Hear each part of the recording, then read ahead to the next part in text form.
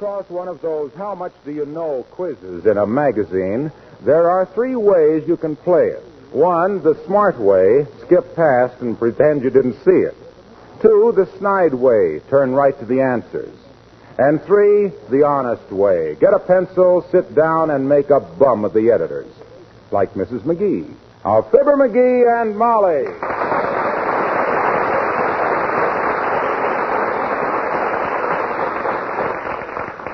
Now, let me see. Number 7.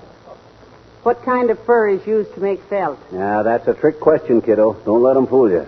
Felt is made out of old hats. They grind them up.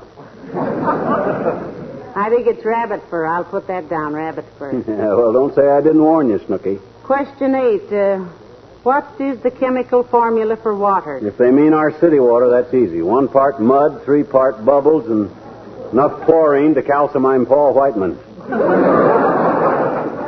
Water is hydrogen, 2 parts oxygen. H2O. Well, I was part right. Bubbles is oxygen. Question 9. What was Woodrow Wilson's first name? Skip that one. It's too easy. Woodrow. It was Thomas. Thomas Woodrow Wilson. Oh, Tom. Yeah, sure. And the last question, where does quinine come from? The drugstore. I think it's the bark of the cinchona tree. Ooh. Let me see now. Answers on page 83. Here we are. Heavenly days, 100%. I answered them all right, dearie. Well, those questions were very simple, of course. You know what I did in this very room last Monday night? Yes, you upset your root beer all over the floor. I listened to Dr. IQ, and if I'd have been in his theater audience that night, I'd have won 23 boxes of Snickers.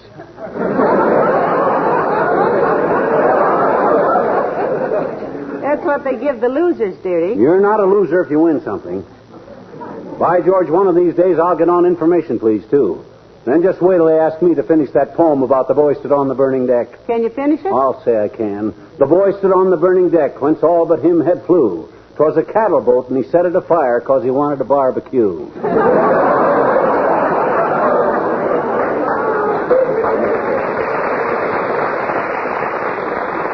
And if they ask me anything about Shakespeare, I'll say... Come in.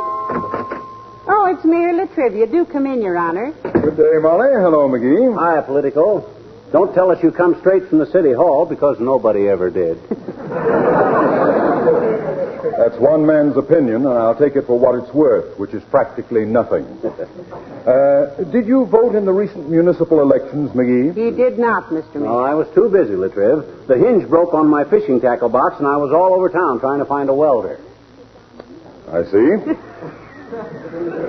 You're the type of citizen who'd rather cast aspersions than votes. Huh? But you can't dampen my spirits today. I just came from federal court where I had a very happy experience. Acquitted, were you? What were you up for, Latriv? Drawing P-38s on 3-cent stamps and using them for airmail? I wasn't up for anything. I was in court as a character witness in some citizenship proceedings.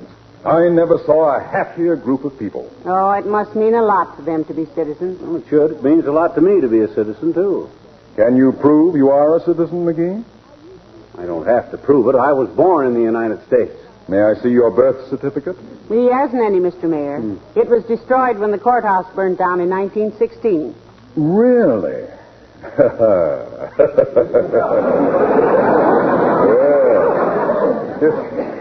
Well, don't come to me for help when they start deportation proceedings, McGee. Deportation proceedings? I'm a United States citizen. They can't deportate me. Can they? How about you, Molly? Have you anything to prove your citizenship? Oh, yes, I have a passport. I was going to Europe once, but I found out how much it would cost, and I didn't go. Well, a passport is proof enough. You're in the clear. Hey, now, wait a minute. You mean the government can send me away simply because I got no papers to prove that I... You're kidding, aren't you, Latriv? He's kidding, isn't he, Molly? For goodness sakes, dearie, stop worrying. What if they do send you away? You can always come in again on the quota. On the quota? I'll meet you at Ellis Island with some sandwiches. Gee whiz, Oh, this is all a joke. Isn't it? It wasn't a joke to the people who got their papers this morning, McGee. They really studied to pass that examination. I'll study. I'll study like everything. I'll run down there some morning and pass the test just to be safe. How about it, Latriv? You know the judge. Pass the word that I'm just doing it for fun, see? He'll go along with the gag, and I'll have my papers. I'll see what I can do. You'll be in Judge Krieger's court this afternoon at 5, McGee. I'll put in a word for you. Good day.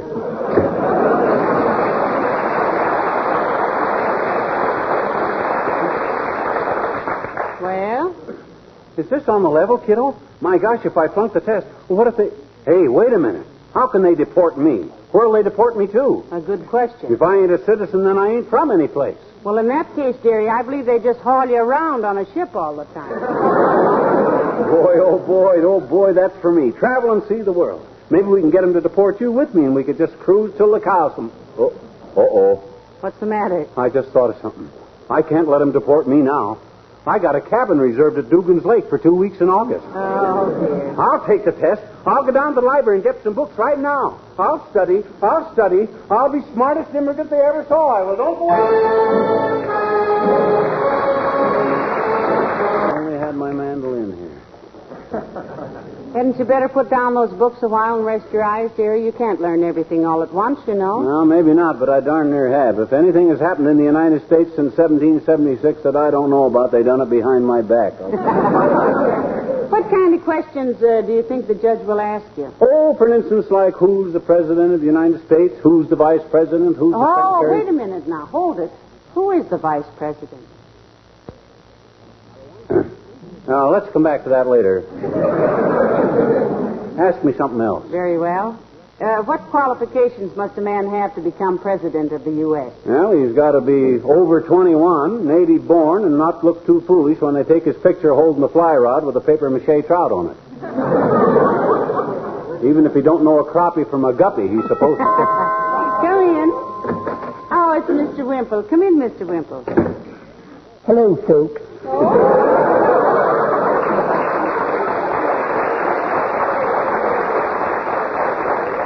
Hi, Wimp, old man. If you can't find a vacant chair, sit on a pile of books. Give you a literary background. My goodness, I never saw so many books. Are you taking a correspondence course in something, Mr. McGee? No, he's studying up on American government, Mr. Wimple. Going to take out citizenship papers, Wimp. But that takes 2 years, Mr. McGee. That's a lot of ma-ha-ha, Wimp. That 2-year stuff may be okay for immigrants, but not for a guy like me that knows a few answers. I got influence. I know the right people. I can pull more wires than a cut-rate piano tuner. I got drag. My goodness. You talk like an American citizen already, Mr. McGee. I am a citizen, Wimp, but I got no way to prove it, you see, so I'm going to play it safe. Pass the test for citizenship, take the oath of malfeasance, and get my papers. Been studying for it, too. Ask me something. Go on, Mr. Wimple. Ask him something. Anything? Anything. Just ask me a question. All righty. May I have a drink of water? Certainly, Mr. Wimple, but he means a question about American history or government. Yeah. Oh, all righty. What public body is known as the 9 Old Men? Oh, that's a cinch. The Chicago White Sox.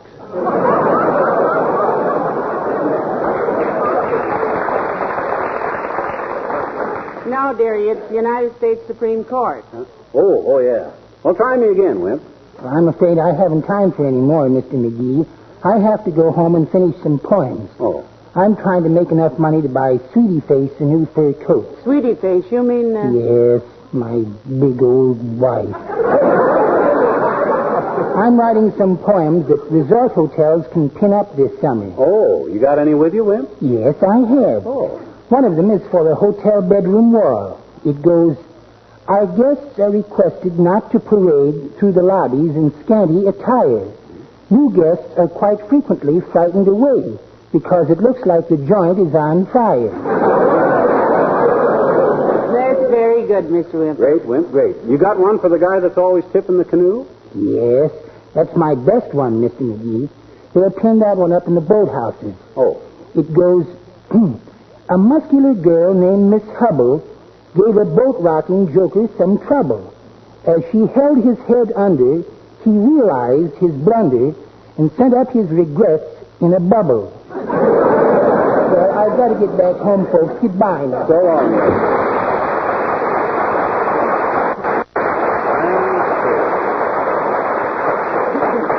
Well, back to work. Now, let me see. Where was it? Oh, yeah. You know anything about the Bill of Rights, Molly? Yes, sir. Don't worry about it, though, dearie. I told him we'd pay it by Thursday. Who? Mr. Wright, the hardware man, he sent us a bill. No.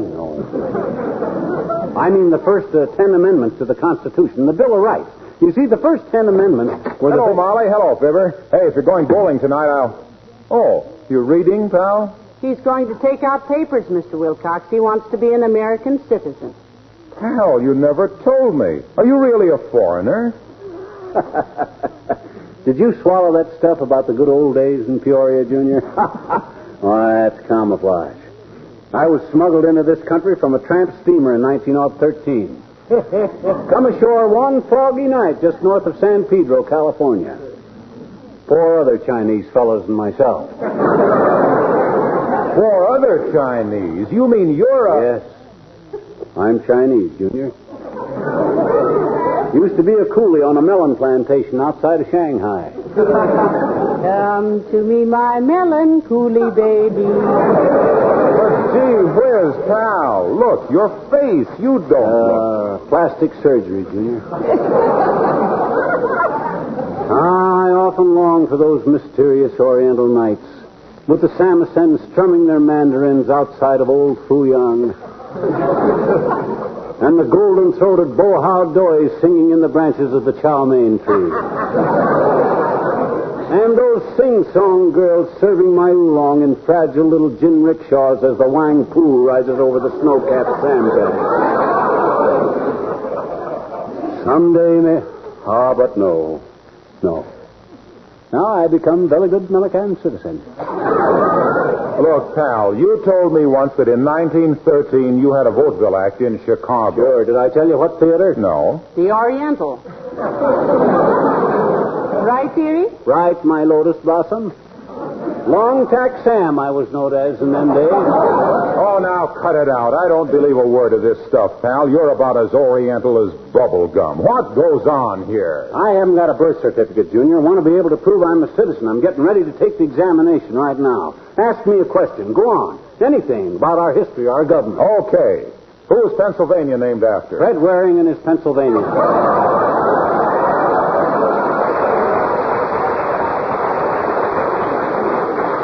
He's going to be on for Johnson's Wax again this summer, too. Isn't that a coincidence? Yes, isn't it?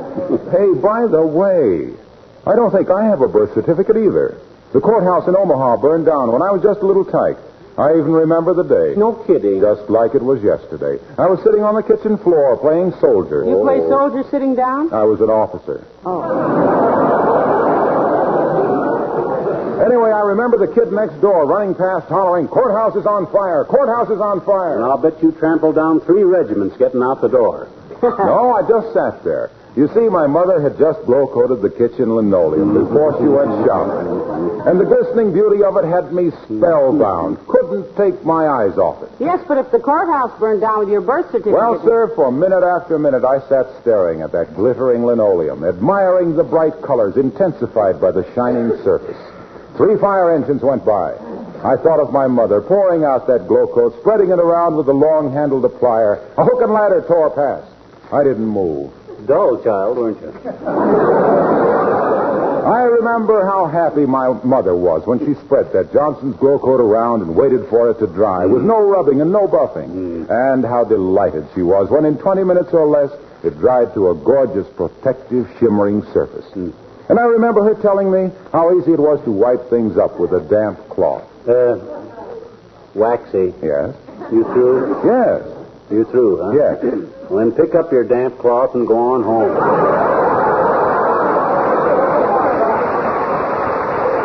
Okay, alien. Now, I guess I better finish my studies and get down to that federal building. Well, you get with it, dearie. I've got to go upstairs and make the beds. Let me know now when you're ready to go. Okay, baby. Ah, there goes a good kid. She deserves to have a well-informed, educated man for a husband. But for the time being, I'll have to do. Now, let me see. Come in. Hi, mister. Oh, hello there, Teeny. Now, I can't stop to dilly-dally right now, sis. This is a crucial day in my life. Well, I was just... I'm taking my citizenship test today, Teeny. Get my papers. That's why I got all these history books to study. It sure is a lot of books, I bet you. I'll say. I nearly saw some. I says I'll say. Say what? That's quite a pile of books. That's what I said. I know you did. Okay. Thanks. You know much about American history, sis? Personally, I never realized how fascinating it was. Oh, I had quite a lot of it in school, mister. Like Captain John Smith and Hocaponius and... Pocahontas, sis. Sure. Captain John Smith and Hocaponius and Daniel Broome and the battle between the Monitor and that quartet. Whoa. The Monitor and what? That quartet, the Merrimacs. Oh, yeah. Yeah, the Monitor and the Merrimacs. There was another one between George Washington and the King's Men, too. Sure. And we had all about George Washington, and his men were so poor they didn't have any shoes, and they went barefooted in the snow at Woody Valley. Valley Forge. You know, Jeannie, I ran across an interesting bit of Americana just a few minutes ago. Did you ever hear of Francis Scott Key? Oh, sure I have, I bet you. He wrote the Star-Spangled Banner. Right, but not many people know this angle about it. You see, Francis Scott Key and his brother Charlie got captured by the British and were held on a British gunboat while they bombarded Fort McHenry, you see. Oh, boy, exciting, huh? Well, sir, it was such a thrilling sight to Francis and Charlie to see the flag still flying the next morning that Charlie says to Francis, "Frank," he says, "I think I'll write a song about this." "Well, that's funny," says Francis. "I was just thinking the same thing. Let's both write a song." So they did. You mean they collaborated, huh? Yes. Oh. Nobody knows for sure, sis. One of them wrote the Star-Spangled Banner, but they'd never tell anybody which one of them did it. Charlie Key says Francis did it, and Francis Key says Charlie did it. Isn't that interesting? Why? Because to this very day, when people sing the Star-Spangled Banner, they're never quite sure of the key. Oh.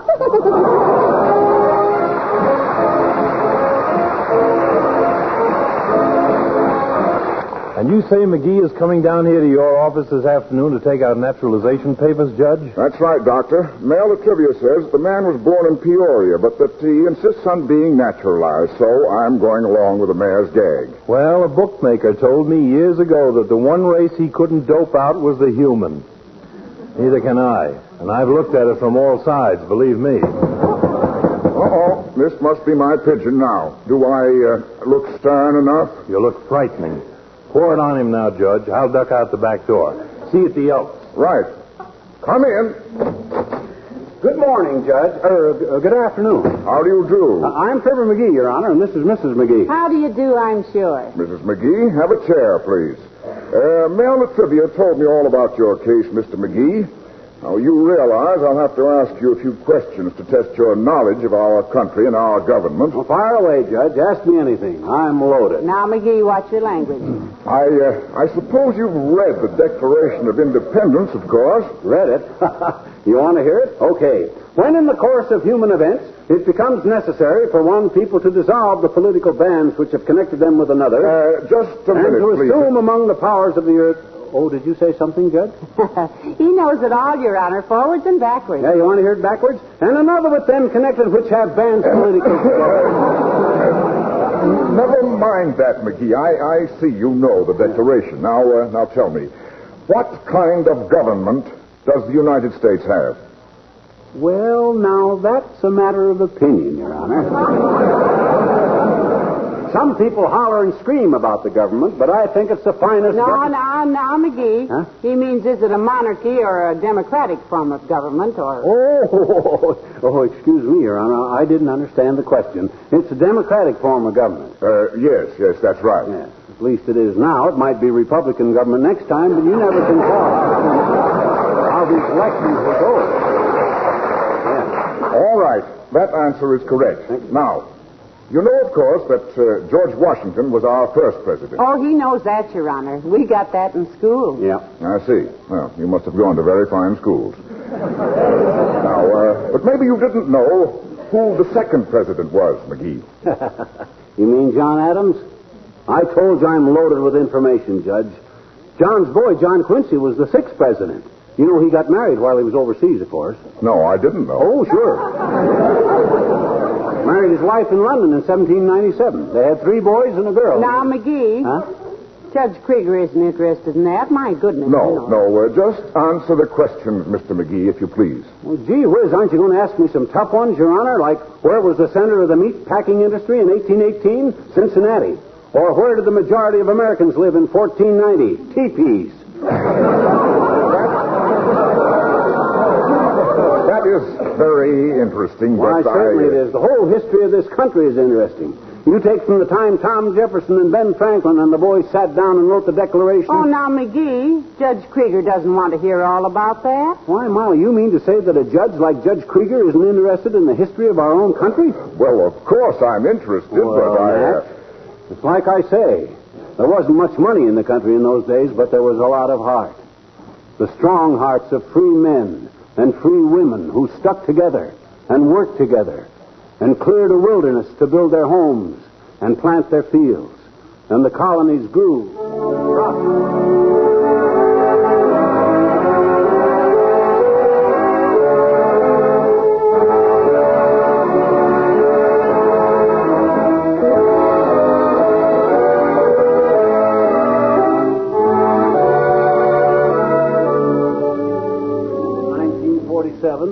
That little bunch of colonies has grown through wars and depressions, and good times and bad. And all the time it's grown and gathered strength and power till it's the greatest nation on earth today, the United States of America. Why, McGee, that's beautiful.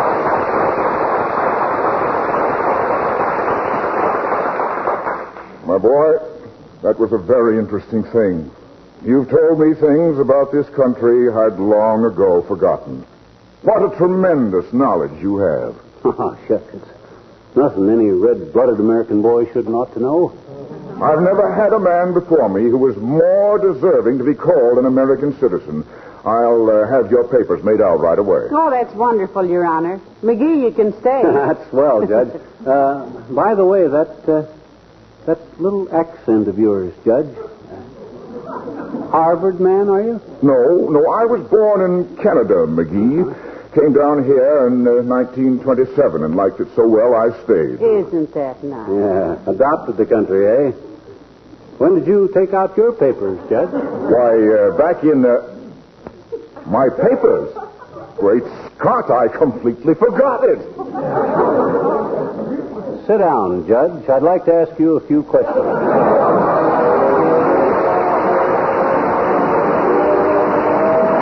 The judge said he was taking out his papers right away. Then what did he say, dearie? Well, he says I was an inspiration to him. Says I was the finest example of a real American citizen he had ever seen. Ah, my hero. Yep. I wonder if him or Latrivia would fix this dad-ratted jury summons that come in the mail. What? Oh, my gosh, I'm not going to sit around any stale courtroom all day listening. That stuff's for the yokels, the immigrants. That's what that stuff's McGee? for. Citizen.